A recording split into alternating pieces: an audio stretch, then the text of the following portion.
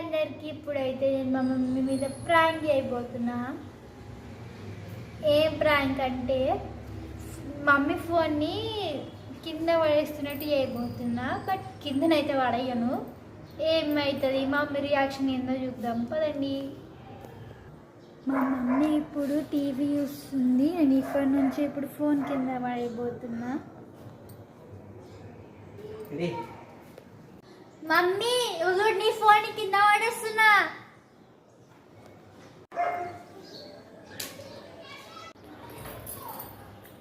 ఏమైంది ఫోన్ కింద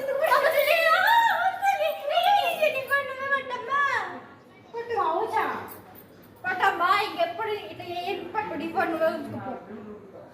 ఇట్లా ఫోన్ తోటైనా